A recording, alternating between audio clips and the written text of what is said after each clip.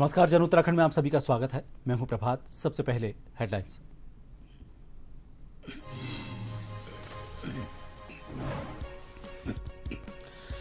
राष्ट्रपति द्रौपदी मुर्मू का देहरादून दौरा, विधानसभा के विशेष सत्र को किया संबोधित। बोली, देश का नंबर 1 राज्य बने उत्तराखंड, सरकार तैयार करे योजनाएं।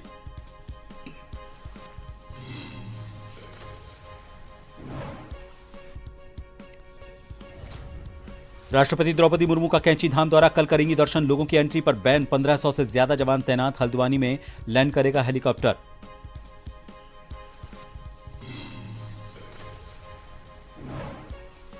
पीएम मोदी का 9 नवंबर को उत्तराखंड का प्रस्तावित दौरा। राज्य स्थापना दिवस जयंती वर्ष पर कार्यक्रम में होंगे शामिल। सीएम धामी ने तैयारियों का लिया जायजा।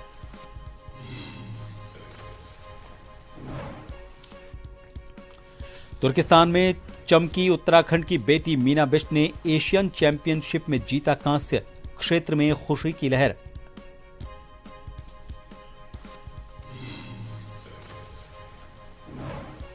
और उत्तराखंड के 6 शहरों की हवा जहरीली, मैदानी इलाकों में छाया कोहरा। तापमान में गिरावट होने से बढ़ी ठंड। प्रदेश में 4 और 5 नवंबर को बारिश का अलर्ट।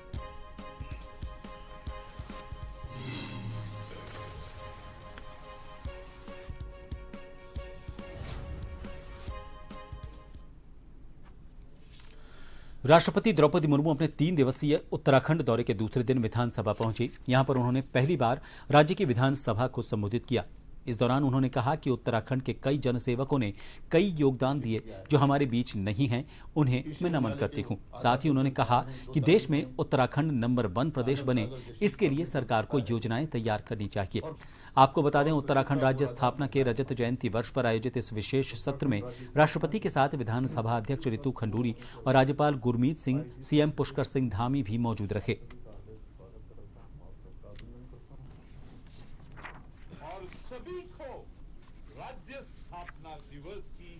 विधानसभा के पूर्व और वर्तमान सदस्यों तथा राज्य के सभी निवासियों को बहुत बहुत बधाई देती हूँ। श्रद्धेय अटल बिहारी वाजपेयी जी के प्रधानमंत्री के कार्यकाल के दौरान यहाँ के जनमानस की आकांक्षा और अनुरूप बेहतर प्रशासन और संतुलित विकास की दृष्टि से वर्ष 2000 के नवंबर महीने में इस राज्य की स्थापना की थी। ये बहुत प्रसन्नता की बात है कि विगत 25 वर्षों की यात्रा के दौरान उत्तराखंड के लोगों ने विकास के प्रभावशाली लक्ष्य हासिल किए। राज्य स्थापना के 25 वर्ष पूरे होने पर उत्तराखंड विधानसभा के इस विशेष सत्र में राज्य की विकास यात्रा पर चर्चा की जाएगी। साथ ही भविष्य के विकास के लिए एक रोड मैप भी तैयार किया जाएगा। मुझे विश्वास है कि इस सत्र में चर्चा परिचर्चा से राज्य के विकास को नई दिशा मिलेगी और यह विशेष सत्र उत्तराखंड के उज्जवल भविष्य की नींव रखेगा। आदरणीय राष्ट्रपति महोदय, देवभूमि उत्तराखंड 9 नवंबर को अपनी स्थापना के 25 वर्ष पूरे करने जा रहा है। यह ऐतिहासिक अवसर प्रत्येक उत्तराखंड वासी के लिए आत्मगौरव का क्षण होने के साथ ही अत्यंत भावनात्मक क्षण भी है, क्योंकि ये राज्य हमारे उन असंख्य माताओं, बहनों, युवाओं और जननायकों के अदम्य साहस और संघर्ष का प्रतीक है, जिनके तप, त्याग और बलिदान के बल पर यह गौरवशाली राज्य अस्तित्व में आया। विधानसभा के रजत जयंती विशेष सत्र में मुख्यमंत्री पुष्कर सिंह धामी ने कहा कि राज्य की जनता ने 2022 के चुनाव में प्रधानमंत्री नरेंद्र मोदी के नेतृत्व पर विश्वास जताकर इतिहास रचा। उन्होंने कहा कि उत्तराखंड ने पहली बार एक मिथक तोड़ते हुए लगातार दूसरी बार भारतीय जनता पार्टी की सरकार बनाई, जिससे यूसीसी को धरातल पर उतारने का रास्ता प्रशस्त हुआ। उत्तराखंड राज्य के सभी नागरिकों का धन्यवाद ज्ञापित करना चाहता हूं कि उन्होंने 2022 के आम चुनाव में आदरणीय प्रधानमंत्री नरेंद्र मोदी जी के नेतृत्व में भारतीय जनता पार्टी के यूसीसी के संकल्प को धरातल पर उतारने के लिए अपना समर्थन दिया, अपना आशीर्वाद दिया अपना मत देकर राज्य की स्थापना के बाद पहली बार एक मिथक तोड़ने का काम किया, एक परिपाटी बदलने का काम किया और लगातार दूसरी बार भारतीय जनता पार्टी की सरकार बनाई। और हमने भी हमारे प्रधानमंत्री जी के नेतृत्व में दिया गया जो वचन था, उस वचन को धरातल पर उतारा। उसको आज आदरणीय राष्ट्रपति महोदय द्वारा अपने अभिभाषण में उसका उल्लेख किया गया। मैं आदरणीय राष्ट्रपति महोदय का भी बहुत धन्यवाद करता हूं, क्योंकि उनके हस्ताक्षर भी यूसीसी के लागू होने और यूसीसी कानून के बनने में उनका भी हमको आशीर्वाद प्राप्त हुआ। मुख्यमंत्री पुष्कर सिंह धामी ने राजधानी देहरादून स्थित विधानसभा भवन में 2 दिवसीय विशेष सत्र के दौरान उत्तराखंड राज्य की रजत जयंती पर सभी प्रदेशवासियों को बधाई दी। उन्होंने कहा कि उत्तराखंड के 25 साल पूरा होना केवल एक उपलब्धि नहीं, बल्कि राज्य निर्माण में योगदान देने वाले हर व्यक्ति के त्याग, समर्पण और संघर्ष का सम्मान है। आदर्श राज्य बने, देश के सर्वश्रेष्ठ राज्यों में से एक राज्य बने, इसके लिए सभी देवभूमि वासी जो देवभूमि के अंदर रहते हैं, देवभूमि में रहते हैं या देश और दुनिया के अंदर रहते हैं, उन सभी का योगदान राज्य के निर्माण में, गति प्रदान करने में, प्रगति में, उन्नति में सुनिश्चित हो, ऐसा हम सब संकल्प लेकर आगे बढ़े। राष्ट्रपति द्रौपदी मुर्मू अपने 2 दिवसीय उत्तराखंड के दौरे पर आज नैनीताल जिले में पहुंची। राष्ट्रपति कल सुबह करीब 8:30 बजे प्रसिद्ध कैंची धाम के दर्शन करेंगी। राष्ट्रपति के दौरे को देखते हुए मंदिर प्रशासन और जिला प्रशासन ने सुरक्षा और श्रद्धालुओं की सुविधा को ध्यान में रखते हुए मंदिर के दर्शन समय में बदलाव किया है। मंदिर समिति ने श्रद्धालुओं से अपील की है कि 4 नवंबर को दोपहर 12 बजे से पहले कैंची धाम न पहुंचे, क्योंकि राष्ट्रपति के आगमन के दौरान दर्शन बंद रहेंगे। प्रशासन का कहना है कि राष्ट्रपति के कार्यक्रम के बाद दोपहर 12 बजे से श्रद्धालुओं के लिए मंदिर दर्शन के लिए खोला जाएगा। कैंची धाम में हर दिन हजारों श्रद्धालु बाबा नीम करौली महाराज के दर्शन के लिए पहुंचते हैं और ऐसे में सुरक्षा कारणों से ये व्यवस्था की गई है।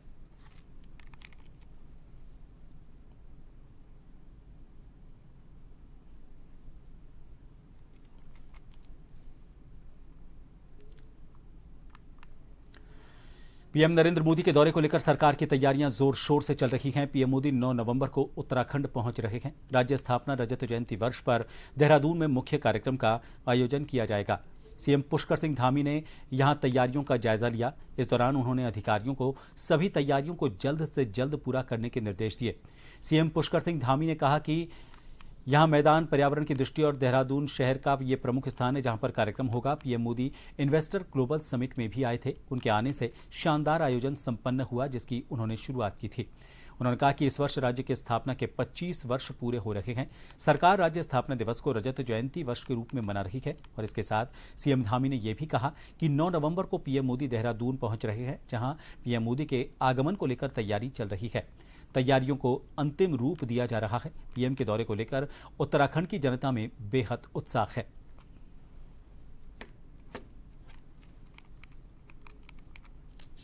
ये एफआरआई का जो हमारा मैदान है, ये पर्यावरण की दृष्टि से भी हमारे राज्य का भी, देहरादून शहर का भी बहुत प्रमुख स्थल है। यहाँ पर पहले आदरणीय प्रधानमंत्री जी इन्वेस्टर ग्लोबल समिट में भी यहाँ थे और उनके आने से बहुत शानदार एक आयोजन यहाँ पर संपन्न हुआ था, जिसकी उन्होंने शुरुआत की थी। इस वर्ष हमारे राज्य की स्थापना के 25 वर्ष पूरे हो रहे हैं और रजत जयंती वर्ष के रूप में एक रजतोत्सव पूरे राज्य के अंदर हो रहा है। और आज ही महामहिम राष्ट्रपति महोदय हमारे विशेष सत्र को संबोधित किया था। उत्तराखंड की रजत जयंती के अवसर पर आयोजित विधानसभा के विशेष सत्र में बसपा विधायक मोहम्मद शहजाद ने कहा कि राष्ट्रपति द्रौपदी मुर्मू का विधानसभा को संबोधित करना पूरे प्रदेश के लिए गर्व की बात है। शहजाद ने कहा कि राज्य निर्माण के 25 वर्ष पूरे हो गए हैं, लेकिन पलायन और जनसांख्यिकीय असंतुलन जैसे गंभीर मुद्दों पर अब तक ठोस कार्रवाई नहीं हो पाई है। दूसरी बार महामहिम राष्ट्रपति उत्तराखंड विधानसभा को संबोधित किया, पहले माननीय प्रणब मुखर्जी ने और इस बार द्रौपदी मुर्मू जी ने। ये मैं समझता हूँ उत्तराखंड के लिए सम्मान की बात है। किसी सदन में राष्ट्रपति आए और वो सदन को संबोधित करे, प्रदेश की जनता को संबोधित करे। डेमोग्राफी उत्तराखंड की बिगाड़ने में मैं समझता हूँ जो यहाँ के जो लोग हैं, जो पहाड़ पर अनेक आयोग बनाए, कि जो वहाँ से माइग्रेशन लोग कर रहे हैं उन्हें रोकने के लिए, लेकिन कोई रिपोर्ट आज तक उस पर विशेष चर्चा नहीं हुई है। मैं समझता हूँ जिन लोगों के पास धन दौलत हो जाती है वो गांव में रहना नहीं चाहता और शहर की तरफ आता है। वहाँ ज़्यादातर लोग बाहर के ही जनप्रतिनिधि हो रहे हैं, विधायक हो रहे हैं, सांसद हो रहे हैं, ब्लॉक प्रमुख हो रहे हैं। वहाँ की ज़मीनें सब बाहर के लोगों ने खरीद ली है। तो ये विषय मैं समझता हूँ कि इस पर एक विस्तृत चर्चा सदन में हो। और टीवीएस मोटर कंपनी के बीच हुए एक समझौते के तहत राज्य के 3 आईटीआई संस्थानों में सेंटर ऑफ एक्सीलेंस की स्थापना की जाएगी। यहां नई तकनीक और आधुनिक मशीनों के माध्यम से विद्यार्थियों को प्रशिक्षण दिया जाएगा ताकि वे उद्योग की बदलती जरूरतों के अनुरूप दक्ष बन सकें। टीवीएस मोटर कंपनी इन प्रशिक्षणार्थियों को न सिर्फ तकनीकी प्रशिक्षण देगी बल्कि रोजगार के अवसर भी उपलब्ध करवाएगी। श्रम एवं रोजगार मंत्री सौरभ बहुगुणा ने बताया कि तकनीकी शिक्षा के क्षेत्र में यह सहयोग राज्य के युवाओं के लिए मील का पत्थर साबित होगा। उन्होंने कहा कि इस पहल से स्थानीय युवाओं को रोजगार के नए द्वार खुलेंगे और राज्य की रजत जयंती वर्ष में ये एक सार्थक प्रयास है। सरकार का उद्देश्य है कि अधिक से अधिक युवा इस योजना का लाभ उठाकर आत्मनिर्भर बने। 2 महीने पहले एक चर्चा करी थी कि मैं चाहता हूं कि आप उत्तराखंड में हमारे युवाओं को रोजगार से जोड़ने के लिए, आज की टेक्नोलॉजी पे काम करने के लिए, नई मशीनों पे ट्रेनिंग लेने के लिए आप उत्तराखंड के साथ एक एमओयू साइन करें। क्योंकि हमने पिछले 2-2.5 साल में सरकार में हमने लगभग 21 सेंटर ऑफ एक्सीलेंस की शुरुआत करी है, जिसमें से 13 हमने टाटा टेक्नोलॉजी को दिए हैं, हमने कुछ फेस्टो को दिए हैं, अशोक लेलैंड को दिए हैं, हमारे टाटा मोटर्स को दिए हैं, हमने फिलिप्स को, स्नाइडर को, हम 21 सेंटर्स को अभी दे चुके हैं। और आज जो 3 सेंटर हम टीवीएस मोटर्स के साथ शुरू करने जा रहे हैं सेंटर ऑफ एक्सीलेंस में, जिसमें हमारे देहरादून में निरंजनपुर आईटीआई, अल्मोड़ा की आईटीआई और हमारी श्रीनगर की आईटीआई, इन 3 आईटीआई को हम सेंटर ऑफ एक्सीलेंस के रूप में शुरू करेंगे, जिससे कि हमारे वहाँ के जो बच्चे हैं अच्छी कंपनियों के साथ काम करने का उनको मौका मिलेगा, अच्छी मशीनों पे ट्रेनिंग करने का मौका मिलेगा और उनका भविष्य सुरक्षित रहेगा। रामनगर कोतवाली पुलिस ने नशे के अवैध कारोबार के खिलाफ चलाए जा रहे अभियान के तहत बड़ी कार्रवाई करते हुए 104 ग्राम अवैध चरस के साथ एक आरोपित को गिरफ्तार किया। पुलिस ने आरोपित के खिलाफ संबंधित धाराओं में मुकदमा दर्ज कर उसे जेल भेजने की कार्रवाई की है।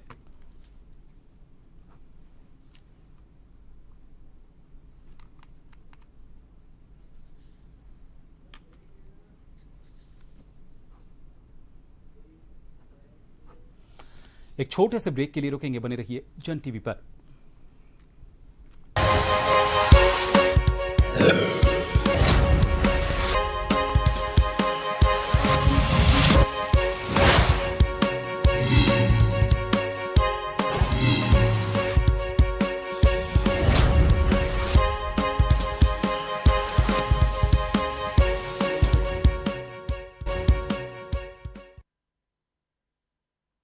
एक बार फिर आप सभी का स्वागत है। रामनगर कोतवाली क्षेत्र के ग्राम टेढ़ा के जंगल में उस वक्त सनसनी फैल गई जब रविवार की देर शाम वन विभाग के एक फॉरेस्ट गार्ड को जंगल के भीतर एक नर कंकाल दिखाई दिया। सूचना पर पुलिस मौके पर पहुंची और मामले की जांच शुरू की। पुलिस के अनुसार रविवार को गश्त के दौरान फॉरेस्ट गार्ड ने जंगल में साल के पेड़ के नीचे कुछ हड्डियां और एक जबड़ा पड़ा देखा। इसकी सूचना उसने कोतवाली पुलिस को दी। सूचना पर कोतवाल सुशील कुमार पुलिस टीम के साथ मौके पर पहुंचे और घटनास्थल से बरामद हड्डियों के साथ साथ एक क्षतिग्रस्त लैपटॉप और मोबाइल फोन को अपने कब्जे में लिया। पुलिस का कहना है कि मौके से मिले साक्ष्यों के आधार पर जांच की जा रही है। मृतक के परिजन को सूचना दे दी गई है और वो रामनगर पहुंच रहे हैं।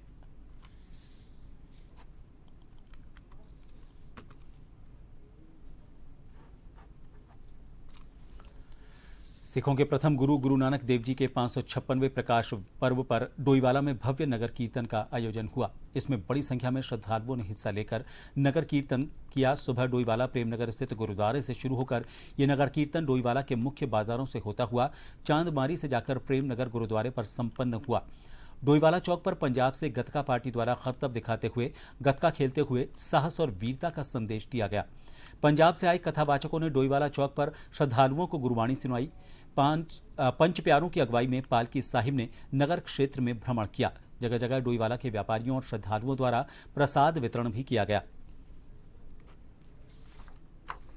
सबसे पहले मैं आपका तहे दिल से गुरु नानक के इस महान पर्व पर जो आप आज की कवरेज कर रहे हैं आपका धन्यवाद करता हूँ। हर साल की तरह आप इस साल भी गुरु नानक देव जी महाराज की खुशियां प्राप्त कर रहे हो। 556वां आज का जो हम गुरु महाराज का प्रकाश पर्व मना रहे हैं, जिसमें हमारे इलाके के सभी सिंह सभाएं, सभी पत्रकार सज्जन, डोला बाजार डोईवाला सारे लोग शामिल हुए। काशीपुर नगर निगम में विकास की नई गाथा लिखी जा रही है। महापौर दीपक बाली ने बताया कि मुख्यमंत्री पुष्कर सिंह धामी के कर कमलों से 4 नवंबर को 46 करोड़ 24 लाख रुपए की लागत से होने वाले विभिन्न विकास कार्यों का लोकार्पण और शिलान्यास किया जाएगा। इन कामों में 30 करोड़ 73 लाख से सड़क निर्माण और नाली निर्माण, 5 करोड़ 62 लाख से आवश्यक विकास कार्य, 3 करोड़ 40 लाख से गैस आधारित पशु शवदाह गृह, 3 करोड़ 75 लाख रुपए से कंप्यूटरीकृत कंट्रोल रूम और 2 करोड़ 74 लाख रुपए से पीसीसी टाइल्स पेविंग का कार्य शामिल है। महापौर ने कहा कि अब तक नगर निगम में 100 करोड़ से ज्यादा के विकास कार्य कराए जा चुके हैं। प्रेस वार्ता में पार्षदों ने महापौर दीपक बाली के नेतृत्व में हुए कामों की सराहना की और मुख्यमंत्री पुष्कर सिंह धामी का आभार व्यक्त किया। लगभग आप जानते हैं कि 9 महीने के अंदर अब जो आज 270 दिन है और पूरे हुए हैं, जिसमें अभी हमने 100 करोड़ का लक्ष्य जो था निर्माण कार्यों का, और साथ ही और कंट्रोल रूम का, और साथ में सफाई व्यवस्था को लेकर जो हम हाईटेक कंट्रोल रूम बना रहे हैं उनका, ग्रीनरी को लेकर अभी ये हमने कुछ टेंडर जो है करे हैं, जो कल खुल गए हैं, लगभग 40 करोड़ के आसपास के, जिनको जनता को समर्पित करने जा रहे हैं। तो इसी तरीके से मैं यही कहना चाहूँगा आपके माध्यम से कि लगातार काशीपुर नगर निगम जो जनता को विकास कार्यों की ज़रूरत आवश्यकताएँ हैं उन सब की तरफ हम बढ़ रहे हैं, और आने वाले समय में आप देखेंगे कि जितना हम वार्डों के अंदर सड़कों का निर्माण पहला दूसरा होते थे, चलो हम 505 सड़कों को कम्प्लीट कर चुके थे। उसके अलावा अभी हमने 150 के आसपास की सड़कें और टेंडर जो किए हैं, जिनका कार्य लगभग 15 नवंबर से शुरू हो जाएगा। तो इसी तरीके से हम फेज वाइज जो विकास कार्य हैं वो करते जा रहे हैं। के थानों क्षेत्र के लेखक गांव में आज से शुरू हुआ स्पर्श हिमालय महोत्सव पूरी तरह से उत्सव के रंग में रंग चुका है। कार्यक्रम की शुरुआत कर्नाटक के राज्यपाल और अन्य अतिथियों ने दीप प्रज्वलित कर की। इसके बाद मंच पर एक से बढ़कर एक लोक और सांस्कृतिक प्रस्तुतियों ने दर्शकों को मंत्रमुग्ध कर दिया। इस मौके पर महोत्सव स्थल पर देश विदेश से आए लेखक, कलाकार और फिल्मी जगह की हस्तियां शामिल रहीं।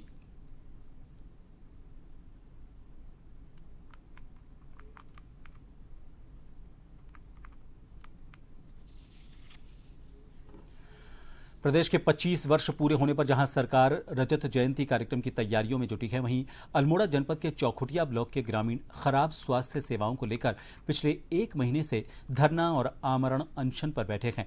सरकार तक अपनी बात पहुंचाने के लिए ग्रामीणों ने पदयात्रा शुरू की। आज ये पदयात्रा 11वें दिन डोईवाला पहुंची, जहां से ये देहरादून के लिए रवाना हुई। पदयात्रा में शामिल ग्रामीण आज परेड ग्राउंड में रात्रि विश्राम करेंगे और कल सुबह मुख्यमंत्री आवास और स्वास्थ्य मंत्री आवास पहुंचकर अपनी मांगों का ज्ञापन सौंपेंगे।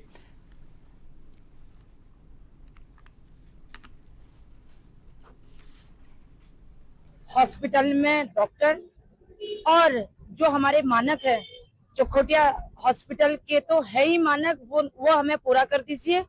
और अब हमने जब 2 अक्टूबर को गेवार घाटी चौखुटिया में आमरण अनशन की शुरुआत करी थी, हमारे बड़े भाई भुवन कठैत जी ने इस आंदोलन को जन्म दिया है। उनके नेतृत्व में आज 1 माह 2 दिन हमारे इस आमरण अनशन को हो गए हैं, और 11वां दिन हमारा आज ये पद पैदल यात्रा हमारी चौखुटिया से निकलकर देहरादून सीएम आवास और धन सिंह रावत स्वास्थ्य मंत्री जी के आवास पर हमने ये गूंज उठाई है। जो अभी की वर्तमान सरकार है, हम केवल इसको दोष नहीं दे रहे हैं। जो 25 साल से इस सत्ता का सुख भोग रहे हैं वो सभी इसके दोषी हैं, ये हमें समझना पड़ेगा।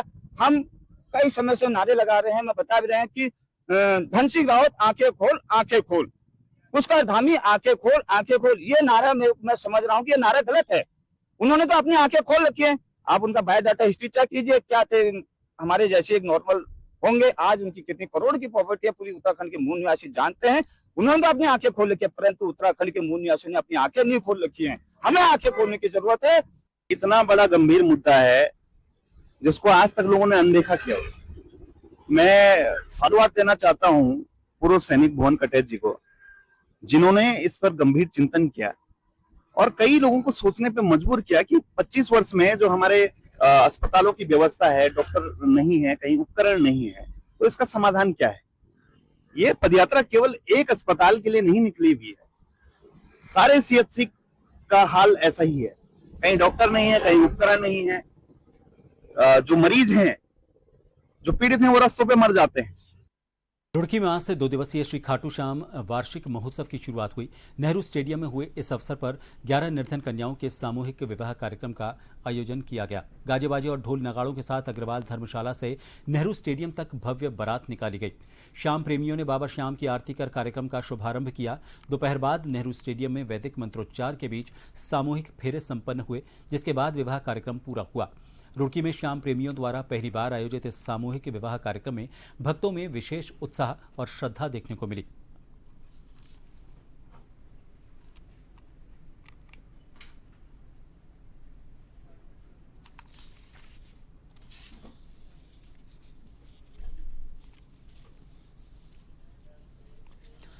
इन सभी खबरों के साथ फिलहाल के लिए इस बुलेटिन में इतना ही। नमस्कार।